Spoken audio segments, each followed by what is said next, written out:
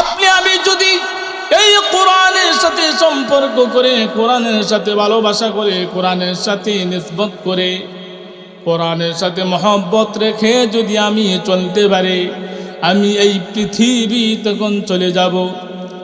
এই পৃথিবী থেকে আমি চলে যাওয়ার পরে আমি যখন কবরে চলে যাব, কবরে যাওয়ার পরে এই কোরআন কোন কিতাবের মধ্যে আছে, এই কোরআন তখন সবই পাখির সুরত ধরে কবরের মধ্যে হাজির হয়ে যাবে।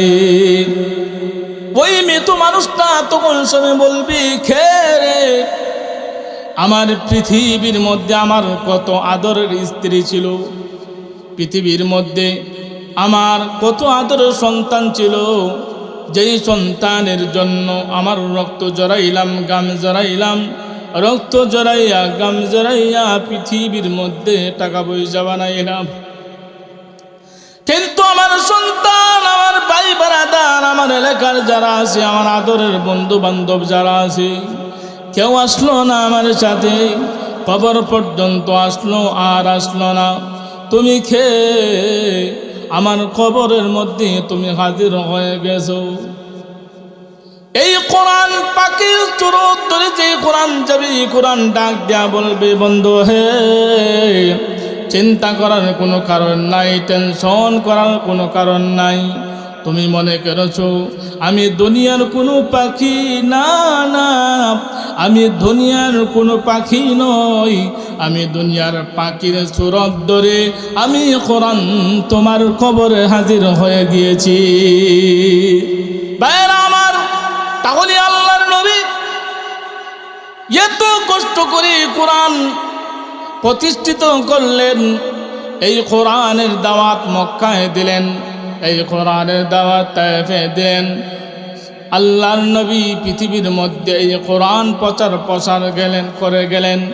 আল্লাহর নবী এই পৃথিবী থেকে যখন চলে গেলেন, আল্লাহর নবী সাল্লাল্লাহু আলাইহি ওয়াসাল্লাম এই পৃথিবীর মধ্যে কোরআন এবং হাদিস রেখে দিয়ে গেছেন উম্মতের জন্য। যারা এই কোরআনের উপর যারা চলবে, হাদিসের উপর যারা চলবে, সুন্নাহর উপর যারা চলবে, কোনোদিন তারা পথভ্রষ্ট হবে না। আল্লাহর নবী সাল্লাল্লাহু আলাইহি ওয়াসাল্লাম হাদিসে পাকের মধ্যে বলেন, তারাকতু ফীকুম আমরাইন লান তাদিল্লু মা তামাসসাকতু বিহিমা কিতাবাল্লাহ ওয়া সুন্নাতা রাসূলি। আল্লাহর নবী পৃথিবীর উম্মতকে জানায় দেন, উম্মতেরা শুনো, যারা কোরআন এবং হাদিসের উপর যারা মেনে চলবে, এই কোরআনের উপর যারা চলবে, তারা কোনোদিন পথভ্রষ্ট হবে না। ভাইরা আমার, এই কোরআন আমরা পাইলাম। সাহাবায়ে কেরাম এই কোরআনের জন্য জীবন দিয়েছেন, সাহাবায়ে কেরাম এই কোরআনের জন্য রক্ত ঝরিয়েছেন। কিন্তু আপনি আমি এই রক্ত জড়াইতে হয় নাই, এমনি কোরআন পেয়ে গেলাম। এই কোরআন পাওয়ার পরেও যদি কোরআনের সাথে আপনি আমার সম্পর্ক না থাকে, তাহলে আপনি আমার মতন হতভাগা এই পৃথিবীর মধ্যে নাই। ভাইরা আমার, সেজন্য এই কোরআনের সাথে সম্পর্ক রাখতে হবে, কোরআনের সাথে ভালোবাসা রাখতে হবে। কোরআনের সাথে যখন ভালোবাসা রাখবে, তখন সে ওই মানুষটা জান্নাতে যাওয়ার জন্য রাস্তা সহজ হয়ে যাবে। সুবহানাল্লাহ। ভাইরা আমার, তাহলে লক্ষ্য করে শুনুন, এই কোরআনের সাথে ভালোবাসা হলে, এই কোরআনের সাথে সম্পর্ক হলে আপনার ইজ্জত সম্মান আল্লাহ কত বাড়ায় দিবেন। এই পৃথিবীর মধ্যে আমরা একদিন থাকবো না। আপনি আমার দাদা, অনেকের বাবা আজকে দুনিয়াতে নাই, কবরে চলে গেছে।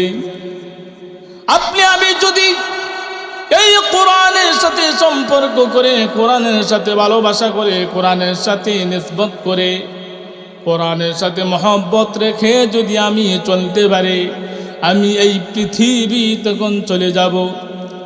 এই পৃথিবী থেকে আমি চলে যাওয়ার পরে আমি যখন কবরে চলে যাব, কবরে যাওয়ার পরে এই কোরআন কোন কিতাবের মধ্যে আছে, এই কোরআন তখন সবই পাখির সুরত ধরে কবরের মধ্যে হাজির হয়ে যাবে।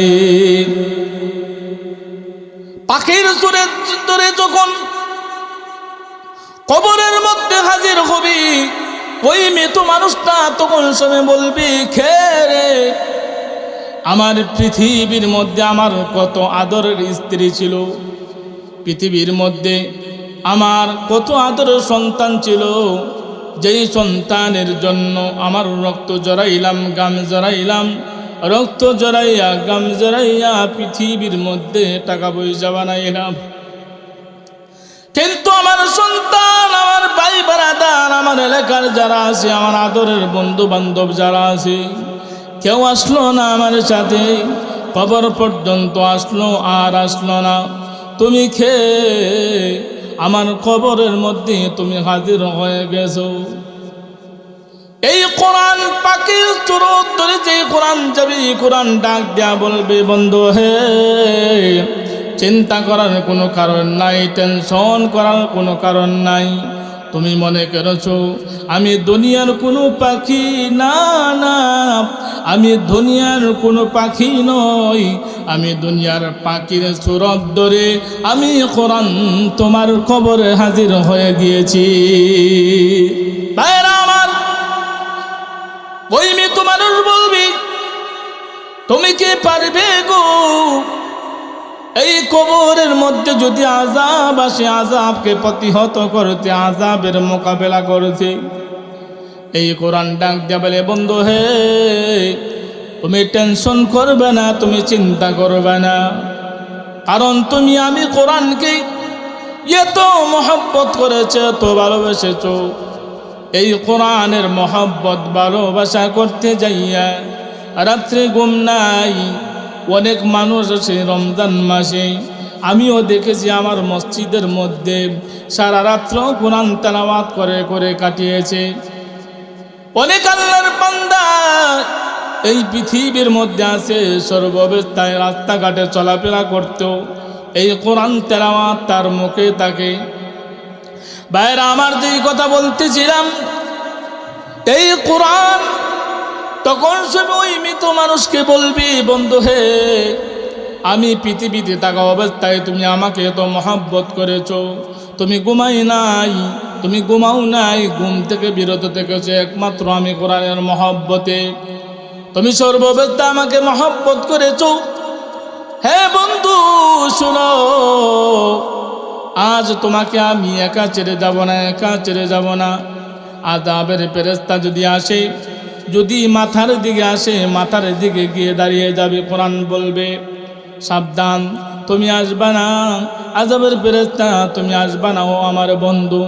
আবার যখন পায়ের দিকে যাবি, ওইখানে যাইও, সেখানেও এই কোরআন দাঁড়িয়ে যাবে, ডানে বামে সর্ব জায়গায় কোরআন দাঁড়িয়ে যাবে। কোরআন বলবে, না না, তুমি আমার বন্ধুকে আযাব দিতে পারবে না, আযাব দিতে পারবে না।